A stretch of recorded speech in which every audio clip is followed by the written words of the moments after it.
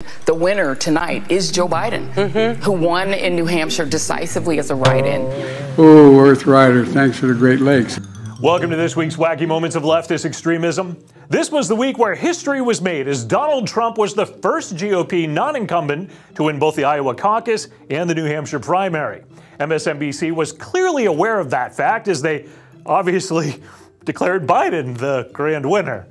So tonight, the winner, if you want to look at all of the metrics for a general election, the winner tonight is Joe Biden, who won in New Hampshire decisively as a write-in, who is going to win decisively in South Carolina. Oh yeah, Joe Biden, he beat Congressman Dean Phillips, whom the leftist media almost completely ignores.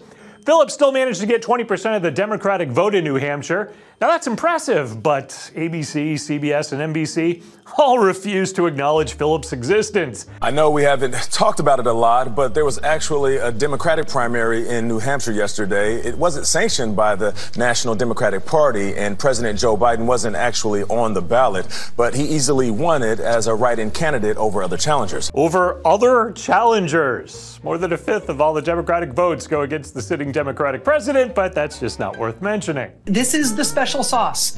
Donald Trump is not leading the Republican Party and leading the Republican field of candidates because of his youthful vigor or because of his policy preferences or because of his eloquence. Sure, because it's Biden's youthful vigor.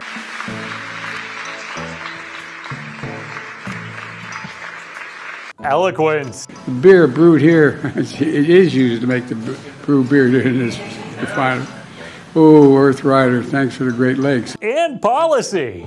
Biden's for a free and open border. Just tear down everything, let everybody come, no restrictions. It all keeps the sitting president 40% ahead of Phillips. Oh, I'm sorry, did that last clip reference Biden's open borders? You see, if you resist open borders, the media says you're a racist. And very quickly, this massive resistance, it sounds like the old Southerners who said that we will resist integration by any means necessary. So wanting a secure border is a lot like segregation. That almost makes about as much sense as saying high inflation, mortgage and gas prices combined with huge personal credit card debt are all good things for the economy. The real story about the U.S. economy. Nobel Prize winner Paul Krugman lays out the dollars and cents for why Americans are wrong to feel so down about it. Actually, the economy's doing okay right now. If you actually take a step back, the U.S. economy is strong. The economy, by all objective measures, is doing pretty damn well. The Biden economy is great. If you're a voter that doesn't support Joe Biden, the media is sure that you just don't grasp how awesome things are. I mean, they're always comparing these economic reports to last month or simply going, It's a lot faster than expected. The media never compare things to January 21st, 2021, and you just have to wonder why. But let's be real. Biden has done a bang-up job with the economy. He canceled more student loan debt last week. He has done more on climate than any other American president. I mean, his record, given a one-seat majority in the Senate, is bonkers. It is definitely pretty bonkers. The media claims that maybe you just don't appreciate Hunter's big guy because you're in a bad mood. Most voters don't understand what you're trying to tell them. Why don't people give him credit? Well, I don't know. That's the American psyche right now. We're in a bad sort of mood. Why is it after spending all of our money on sky-high gas, groceries, rent, or mortgage, we're grouchy, we're in sort of a bad mood. The media just can't figure it out, which is surprising because they are just so darn smart.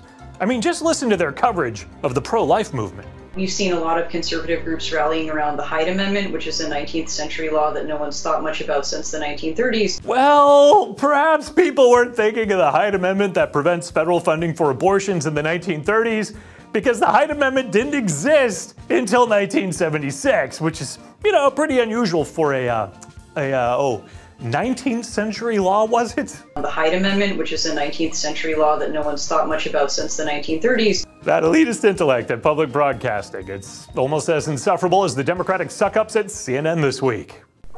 Let me ask you one more question. I'm struck just in your presence. I was watching you on stage, watching the reactions from the crowd, looking you in the eye with your passion that you were displaying. It's like a love poem from CNN's Laura Coates. I'm just struck in your presence. Let me ask you one more question. I'm struck just in your presence. I I was watching you on stage. The media doesn't seem to have any love like that for the other side. All they have for Trump is hate and lies. What he's offering is strongman leadership, the end of politics, the end of elections. He would end all elections, huh? Yeah, that's coming from Maddow. It's all about elections and freedom and fairness and not completely silencing all opposing viewpoints, which is why last week she wouldn't let the winner of the Iowa Caucus speak. And so his remarks tonight will not air here live. We will monitor them and let you know about any news. She'll decide what news you get to know. Yeah, sure. She seems like a good place to get the facts. I'm Eric Shiner telling you it's a fact that you can go to the MRC homepage and find a donation button there. Click on it. Help us keep videos like this one coming. Please visit MRCTV.org for the latest in videos, information, and entertainment. And be sure to like, share, and subscribe to these videos on the platforms that let you see us. And we'll be back next week with another look at leftist media madness.